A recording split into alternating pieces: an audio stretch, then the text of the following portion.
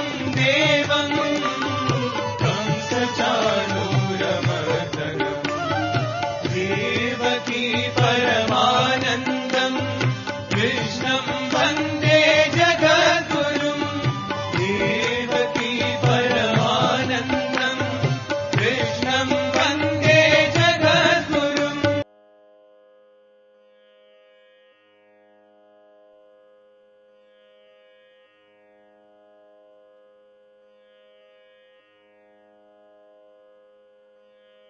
శ్రీ గురుభ్యో నమః.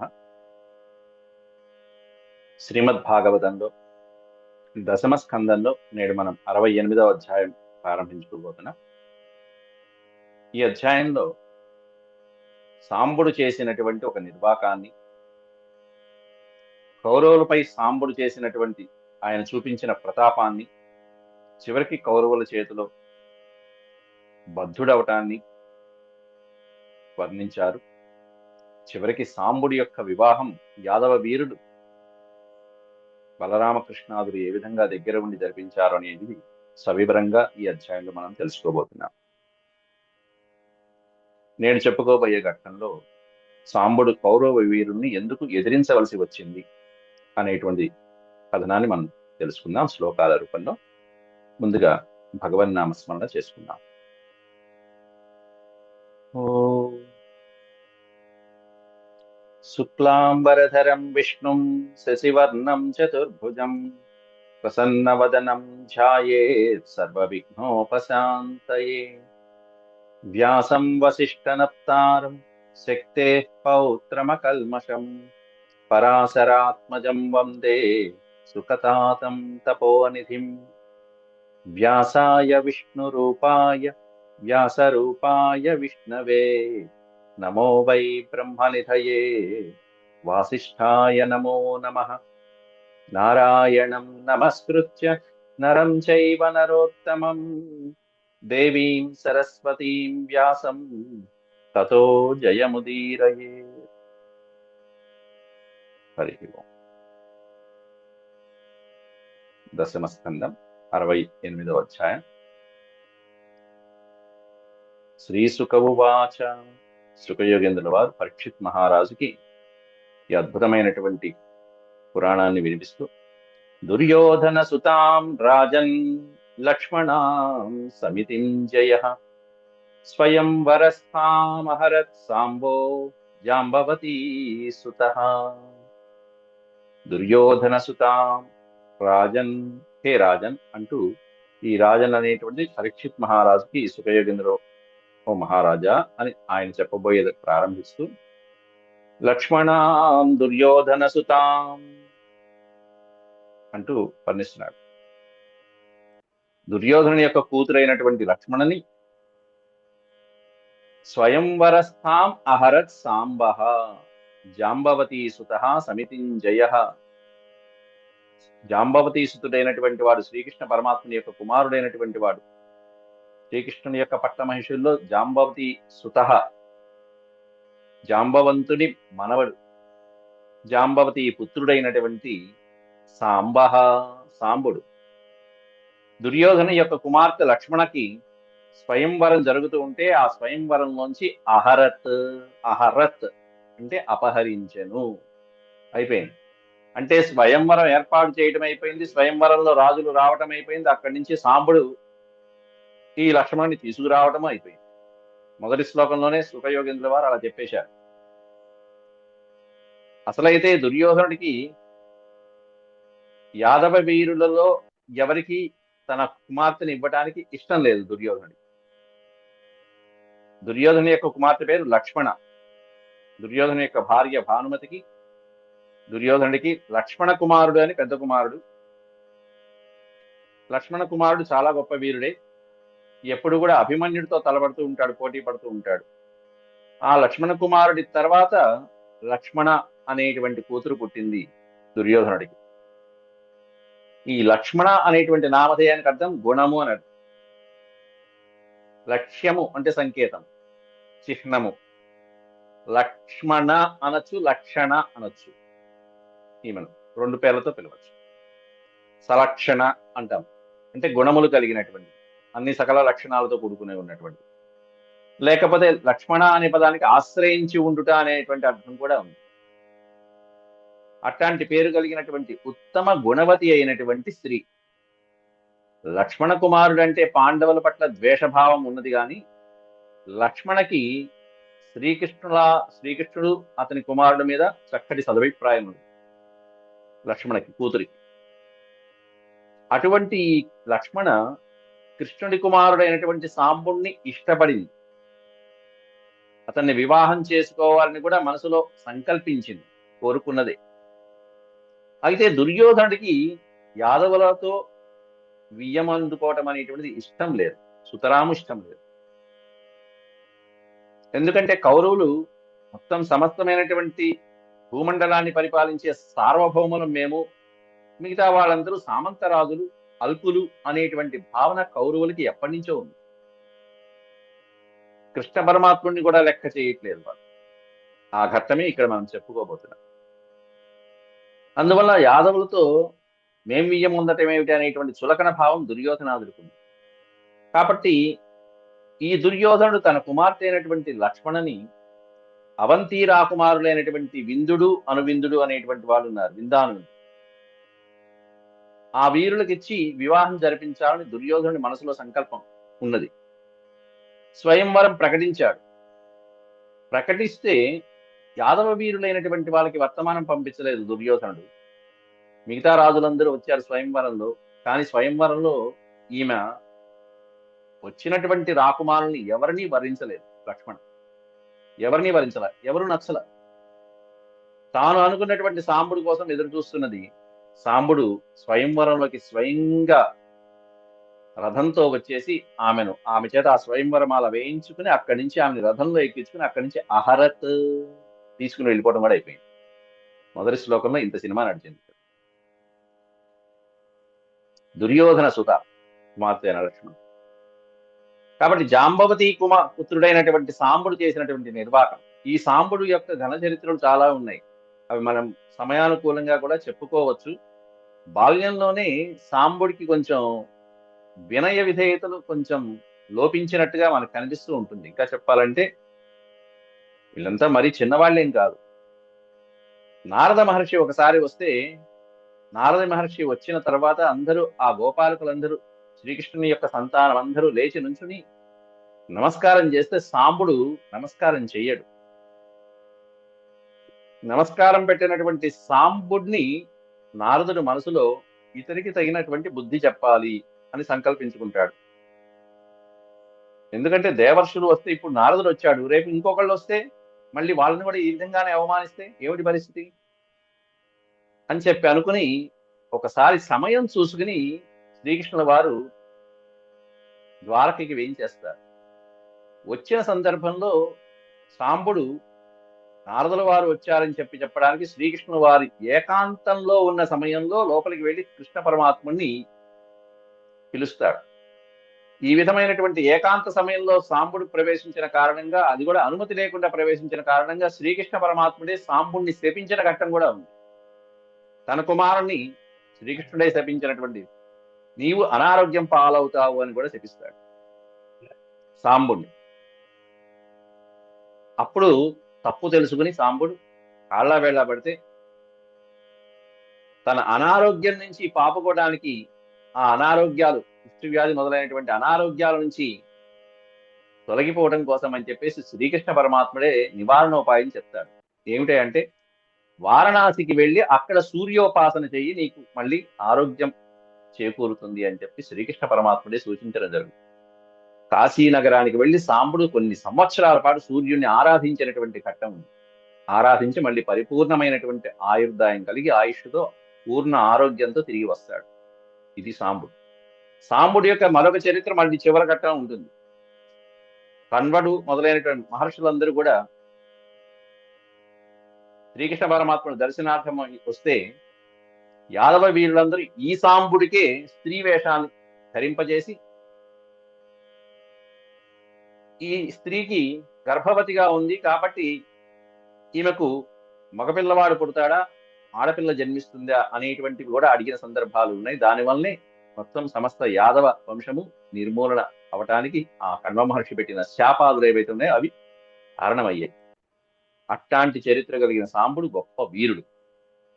ఇంకో విషయం ఏంటంటే సాంబుడు ఎవరో కాదు, కుమారస్వామి యొక్క అంశ, పరమేశ్వరుడి యొక్క పుత్రుడు. ఎందుకంటే తల్లి జాంబవతి పరమేశ్వరుడి యొక్క గొప్ప ఆరాధకురాలు, ఎంతో భక్తురాలు. పరమేశ్వరుని సేవించి పరమేశ్వరుడి పుత్రుడైనటువంటి కుమారస్వామిని ఆరాధించి అటువంటి కుమారుని కనాలని చెప్పి తపించిపోతుంటే ఆ కుమారస్వామి అంశతో జాంబవతి సాంబుణ్ణి కంటం జరిగింది పరమాత్ముడి యొక్క దివ్య తేజస్సుతో. అట్లాంటి సాంబుడు ఈ విధంగా స్వయంవరంలోంచి లక్ష్మణుని అపహరించడం జరిగింది.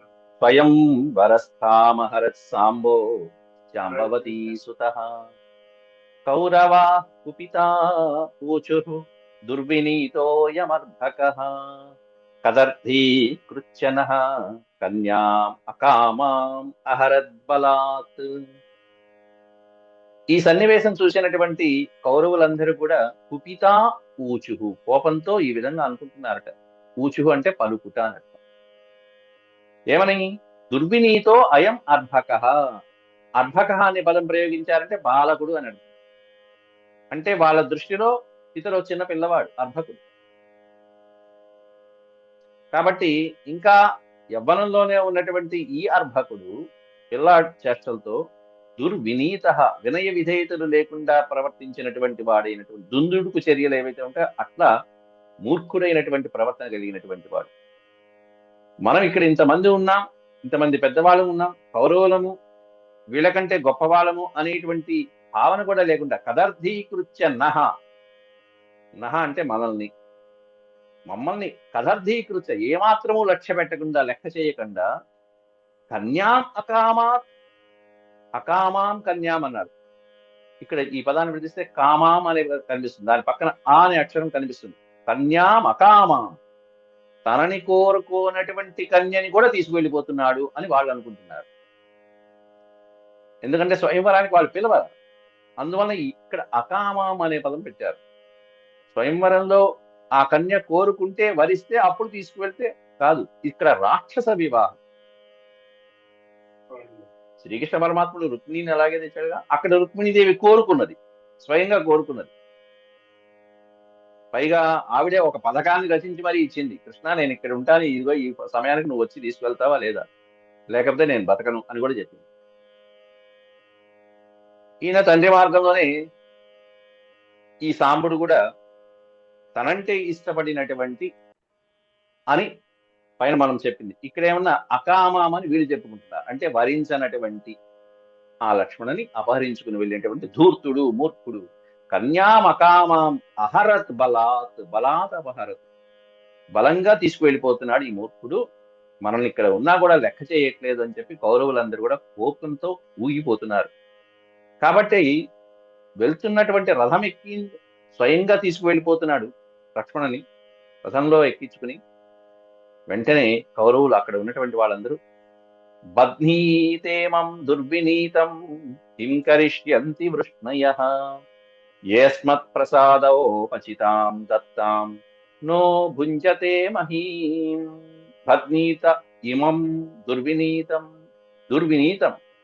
వినయ విధేయతలు లేనటువంటి ఈ మూర్ఖుణ్ణి బంధించండి, పట్టుకోండి అంటే అరుస్తున్నారు. పట్టుకోండి, ఆ పారిపోతున్నాడు వాడు, పట్టుకోండి. బంధించండి, చంపండి కాదు, బంధించండి. ఇమం దుర్వినీతం బధ్నీత కిం కరిష్యంతి వృష్ణయః. ఈ బాలకుణ్ణి మనం ఇప్పుడు బంధించినంత మాత్రాన వృష్ణయః కిం కరిష్యంతి. వృష్ణయః అంటే యాదవ వంశ వీరులు, వృష్ణి వంశ వీరులైనటువంటి వాళ్ళు మనల్ని ఏం చేస్తారు? భయపడమాకండి. కృష్ణుని చూసో బలరాముని చూసో మనకేం భయం అక్కల్లా, వాళ్ళందరూ మన కింద వాళ్లే. ఏ అస్మత్ ప్రసాదోపచితాం దత్తాం నో భుంజతే మహీం. మనం అనుగ్రహిస్తే మనం ఇవ్వగా దత్తాం మహీం, మన చేత ఇవ్వబడినటువంటి ఈ భూమినంతటిని అనుభవిస్తున్నటువంటి వాళ్ళు. భుంజతే అంటే అనుభవించుట అని అర్థం. భుజదాతు. నో దత్తాం, మన చేత ఇవ్వబడినటువంటి రాజ్యాన్ని, భూమండలాన్ని వాళ్ళు అనుభవిస్తున్నారు. మన దైవాయత్తం మీద, ఏ అస్మత్ప్రసాదాత్ అన్నారు అక్కడ. అంటే మనం దయతలిస్తే ఇచ్చినటువంటి రాజ్యాన్ని, సంపదని, భోగాలని ఏవైతే ఉన్నాయో అవన్నీ వాళ్ళు అనుభవిస్తున్నారు. కాబట్టి మన కింద ఉండే సామంత రాజులు లాంటి వాళ్ళు పెద్దగా రాజులుగా కూడా మనం పరిగణించక్కల. అట్లాంటి వాళ్ళకి మనం భయపడేది ఏంటి? కింకరిష్యంతి వృష్ణయ. కాబట్టి బద్ధీత ఇమం దుర్వినీతం, ఈ దుర్మార్గుని పట్టుకోండి, బంధించండి అంటూ ఆజ్ఞాపించేస్తున్నారు అక్కడ కనిపించినటువంటి వాళ్ళని.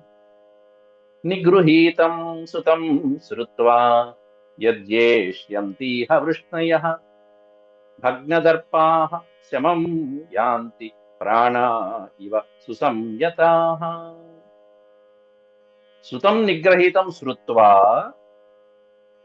అంటే కృష్ణ పరమాత్ముడి యొక్క సుతం కుమారుడైనటువంటి ఈ సాంబుడు నిగృహీతం శ్రుత్వా బంధించబడ్డాడనేటువంటి విషయం విన్నాక యాదవులు మనల్ని ఏం చేస్తారు? యద్ ఏష్యంతి ఇహ వృష్ణయః, యది అంటే ఒకవేళ గనక వాళ్ళు కోపంతో మన మీద ముట్టడించడానికి గనక వస్తే, ఇహ ఏష్యంతి, ఏష్యంతిహ, ఇహ అంటే ఇక్కడికి గనక ఒకవేళ యాదవ వీరులు వస్తే, యద్ ఏష్యంతి ఇహ వృష్ణయః, యాదవ వీరులు ఒకవేళ మన మీద కోపంతో ఆ సాంబుణ్ణి విడిపించడానికో లేకపోతే మన మీద యుద్ధం చేయడానికో వస్తే గనక భగ్నదర్పా శమం యాంతి, మన చేతిలో అవమానం పొంది వాళ్ళ యొక్క శమం యాంతి, వాళ్ళ కోపాలు ద్వేషాలు అన్ని తొలగి మన పౌరుష పరాక్రమాలతో శాంతించబడిపోతారు. అంటే వాళ్ళని మనం జయిస్తాం, సులభంగా జయిస్తాం వాళ్ళని. ఎలా శాంతి పొందుతారు వాళ్ళు అంటే ప్రాణా ఇవ సుసంయత అనే పదం పెట్టారు. సుసంయతాహ అంటే ఇంద్రియాల్ని అనేక మంది యోగీశ్వరులైనటువంటి వాళ్ళు ఎంతో నియమంగా నిగ్రహించుకుంటూ ఉంటారు ఇంద్రియాలను. దేంతో నిగ్రహిస్తారు? యమ నియమ ఆసన ప్రాణాయామ ప్రత్యాహార ధారణ మొదలైనటువంటి పద్ధతులు ఏవైతే ఉంటాయో వాటి ద్వారా సుసంయతాః ప్రాణా ఇవ,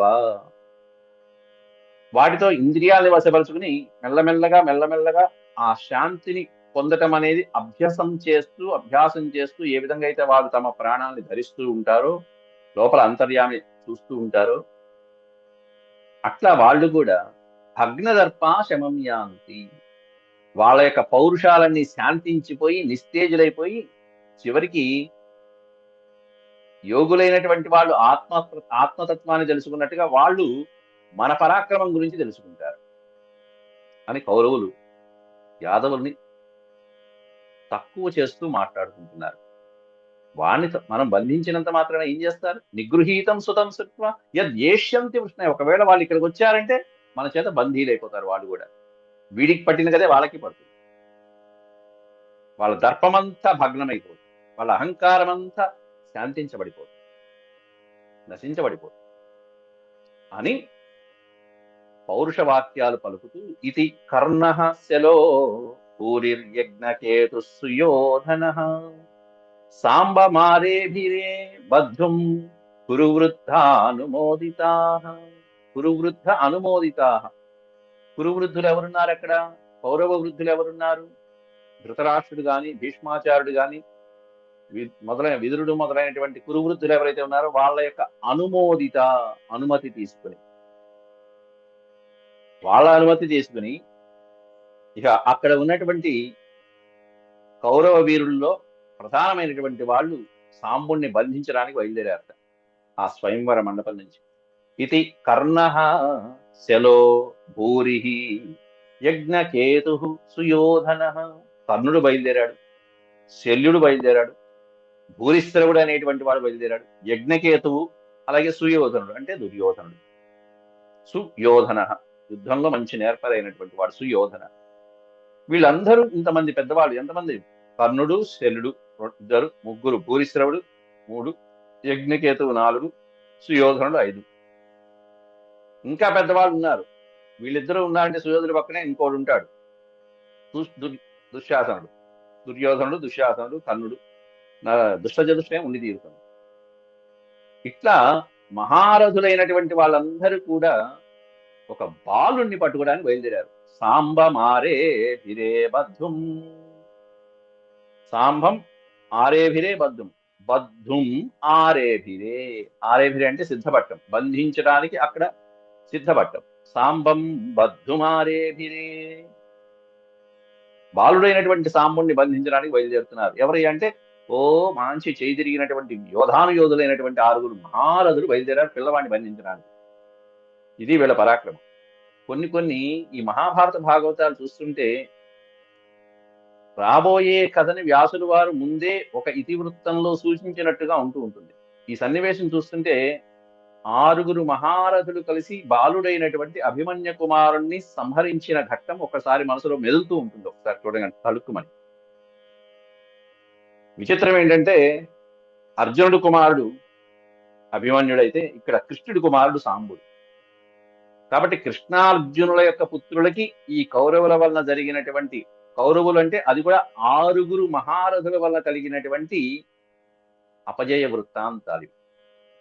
ఇందులో సాంబుడు బంధించబడితే అక్కడ అభిమన్యుడు మరణించబడ్డాడు. సరే, అది వేరే కాదు.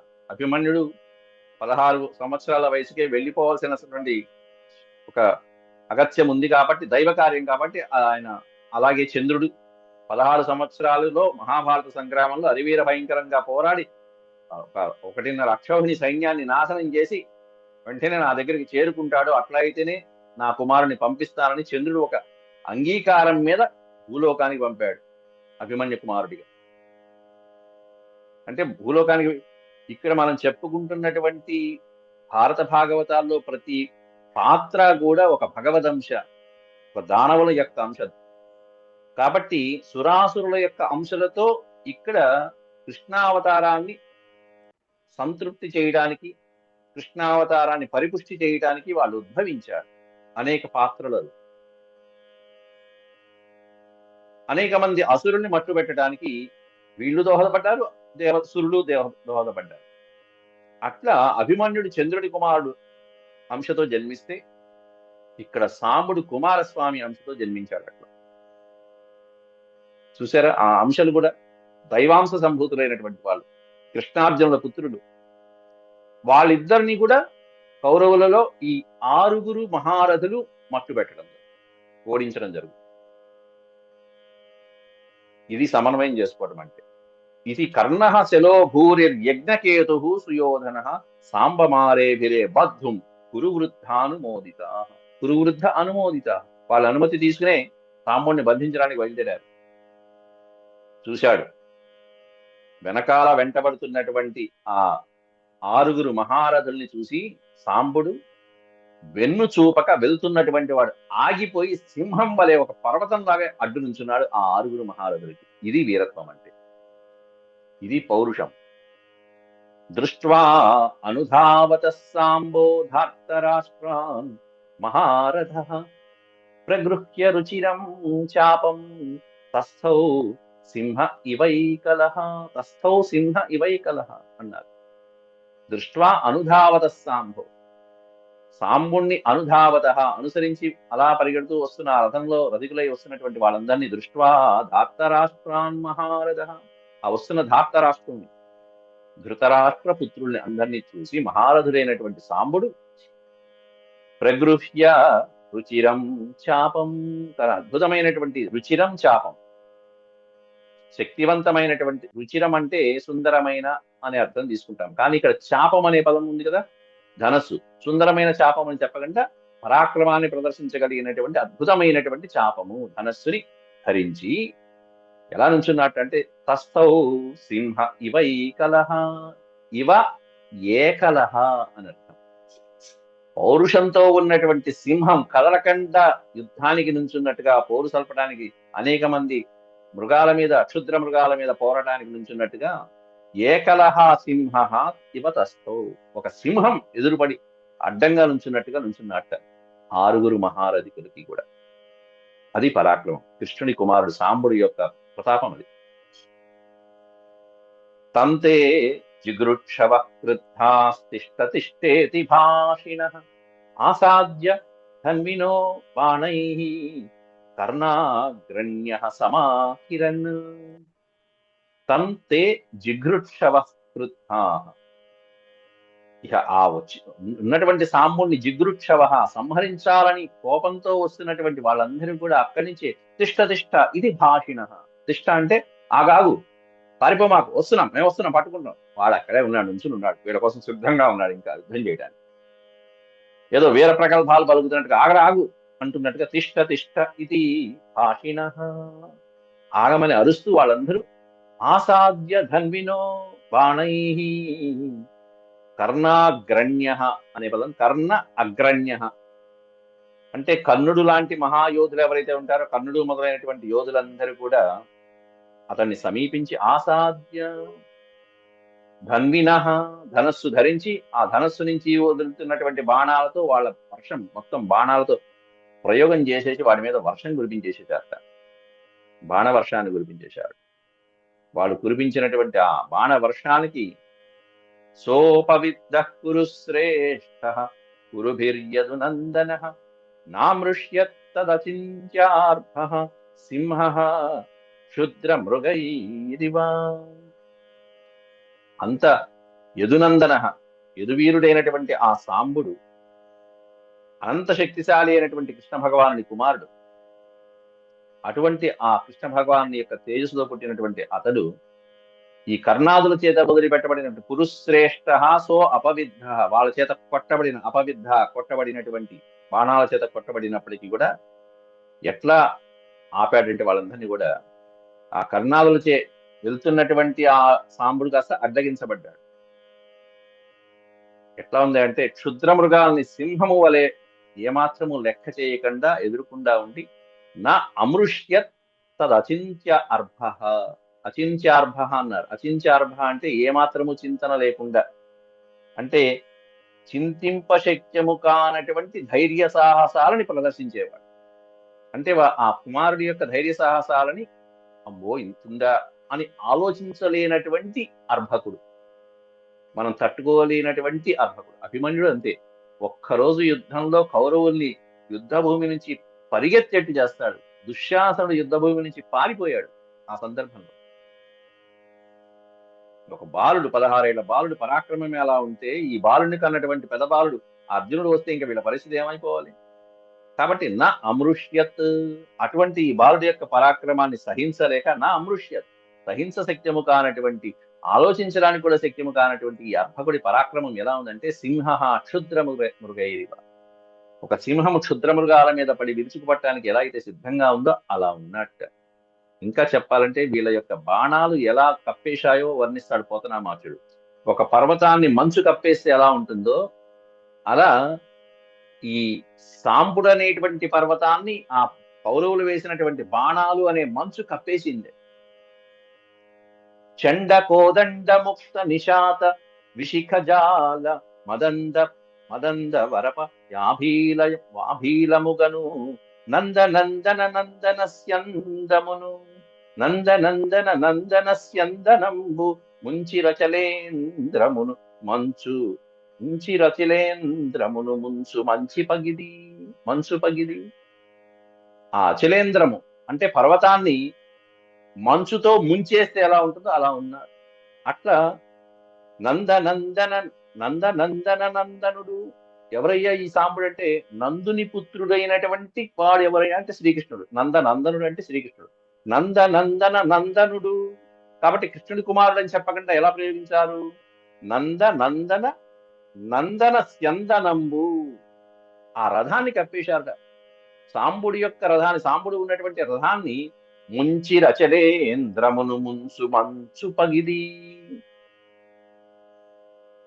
అచలేంద్రాన్ని ముంచేటువంటి ఒక మంచు పొర ఎలా అయితే వచ్చి కప్పేస్తుందో అలా కప్పేశారు. దేంతో కప్పేశారు? చండ కోదండ ముక్త నిశాత విశిఖజాల మదంద వరపయాభీలముగను. అద్భుతమైనటువంటి ఆ ధనస్సులు ఎక్కువ పెట్టి సాంబుడి మీద వాడి అయినటువంటి బాణాలు ప్రయోగిస్తే ఆ బాణాలు అలా మంచు కప్పేసినట్టుగా కప్పేశాయట. మనవాడు ఏమీ తక్కువ తిందా అయినా సరే సింహ అక్షుద్ర మృగైరివా అని వదిలిపెట్టేశారు. విస్ఫూర్జ రుచిరం చాపం సర్వాన్ విద్యాధసాయకై కర్ణాదీన్ షడ్రథాన్ వీరాం స్థావద్భిర్ యుగపత్ పృథక్ అన్నాడు. సాంబుడేం తక్కువ తినల. అక్కడ ఎంతమంది రజకులైతే ఉన్నారో లెక్క పెట్టుకుని 6 రథాల మీద 6 మహారథులు ఉంటే 6కి ఒక్కొక్కరికి 6 బాణాలతో ఒకే సమయంలో కళ్ళు తెరిచి కళ్ళు మూసే లోపల కొట్టాట. విస్ఫూర్జ రుచిరం చాపం. బాగుంది. వాళ్ళు బాగా ఆ విధమైనటువంటి అద్భుతమైనటువంటి ఒక బాణాలతో వర్షం కురిపించేటప్పటికి అప్పుడు ప్రతాపాన్ని చూపించడం మొదలుపెట్టాడు. రుచిరం చాపం విస్ఫూర్జ, తన యొక్క అద్భుతమైనటువంటి పరాక్రమవంతమైనటువంటి ధనస్సుని ఎక్కుపెట్టి సర్వాన్ వివ్యాధ సాయకై, సాయకములు అంటే బాణములు, తన బాణాలతో మొత్తం అందరినీ వివ్యాధ బాధించాట. ఎలా బాధించాడు? ఎవరిని బాధించాడు? కర్ణాదీన్, కర్ణుడు మొదలైనటువంటి యోధులైనటువంటి షట్ రథాన్, 6 రధికులు మహారథులైనటువంటి వాళ్ళు 6 రథాలలో ఉంటే ఆ 6 కూడా ఈ వీరుడు వీరాం స్థావద్భిర్యుగపత్ పృథక్. యుగపత్ అంటే ఒక్కసారిగా వాళ్ళందరినీ కూడా నన్ను కొట్టట్లేదు వాళ్ళని కొడుతున్నాళ్లే అనుకునే లోపే ఇతడి యొక్క అమ్ముల బదులోంచి బాణాలు తీయటం అయిపోయింది, ధనస్సు ఎక్కువ పెట్టడం అయిపోయింది. కన్ను మూసి కళ్ళు తెరిచే లోపల 6 బాణాలు వచ్చి వాళ్ళ యొక్క రథగుర్రాలు 4టికి 4 బాణాలు తగిలినాయి. రథ సారథికి ఒకటి తగిలింది, రథంలో ఉన్న యోధుడికి ఒకటి తగిలింది. మొత్తం 6 బాణాలు గిఫ్ట్ గా ఇచ్చేశాడు. 6కి ఒకేసారి ఒక్కొక్కరికి 6 బాణాలు గుచ్చుకుంటున్నాయి. నా వైపు రావట్లేదు కదా అంటే నా వైపు రావట్లేదు కదా అంటున్నారు. కానీ అందరికీ ఒకేసారి రావటంతో వామ్, సాంబుడి యొక్క ప్రతాపం మీద చతుర్భిశ్చతురో వాహాన్ ఏకైకేన చ సారథీన్ రథినశ్చ మహేశ్వాసాంస్తస్య తత్తేభ్య పూజయన్. బలిరా, ఏం పరాక్రమవంతుడు అని శత్రువులు కూడా మెచ్చుకునేట్టు కొట్టాడట సాంబుడు. వ్యాసుడు లెక్క తప్పకుండా లెక్క చక్కగా కరెక్ట్ గా ఇచ్చేశాడు. 6 బాణాలు ఎవరెవరిని ఏం కొట్టాడంటే చతుర్భి చతురో వాహాన్, 4 బాణాలతో ఆ గుర్రములు ఏవైతే ఉంటాయో రథ అశ్వాలని ఒక్కొక్క అశ్వాన్ని ఒక్కొక్క బాణంతో కొట్టిపారేశాడు.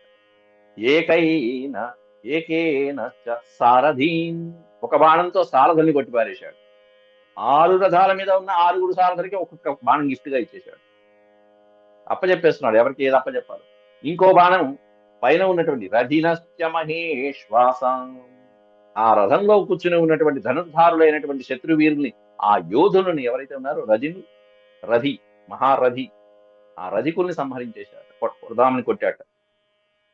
తస్య తత్తే అభ్యపూజయన్, అట్లాంటి ఆ బాణం దెబ్బ తగిలిన తర్వాత అబ్బా ఏం కొట్టాడు, ఏదో చిన్నపిల్లాడు కదా అని చెప్పంటే ఆ దెబ్బ పరాక్రమము చూస్తే ఆ బాణం తగిలిన తర్వాత వాళ్ళకి అర్థమైంది, అబ్బో వీడు పిల్లవాడు కాదు గట్టివాడే అని చెప్పి అర్థమైపోయింది. సాంబుడి అద్భుతమైనటువంటి పరాక్రమం చూసి ఆ శత్రు వీరులందరూ కూడా ఒక్కసారిగా ఉత్తకంఠంతో వాళ్ళందరూ పూజించారట. అభ్యపూజ అంటే వాళ్ళే చకితులైపోయి మెచ్చుకున్నారట, ప్రశంసించారట. అట్లా కొట్టాడు సాంబుడు. ఆ తర్వాత సాంబుణ్ణి బంధించడం కోసం చివరికి వీళ్ళు ఏం చేశారు, 6 కలిసి అన్యాయంగా పట్టుకోవడం. ఇది వాళ్ళకి వెన్నతో పెట్టిన విద్య. చిన్నప్పటి నుంచి సహజంగా వచ్చినటువంటి దుర్వినీతులు వీళ్ళు. ఇలాగే అభిమన్యుని కూడా కొట్టారు. అట్లాగే ఒక్కడిని చేసి 6 కలిసి ఒక్కసారిగా కొట్టడం అనేటువంటిది తర్వాత ఎలా ఉంటుంది, ఎలా బంధించారు, ఆ తర్వాత బలరామాదులు రావటము, అవన్నీ తర్వాత శ్లోకాలలో రేపటి అధ్యాయంలో మనం చెప్పుకుందాం. అంతవరకు సెలవు. ఓం శాంతి శాంతి శాంతి. యదక్షరపద భ్రష్టం మాత్రాహీనం చ యద్భవేత్ తత్సర్వం క్షమ్యతాం దేవ నారాయణ నమోస్తుతే. సర్వం శ్రీకృష్ణార్పణమస్తు. హరి ఓం.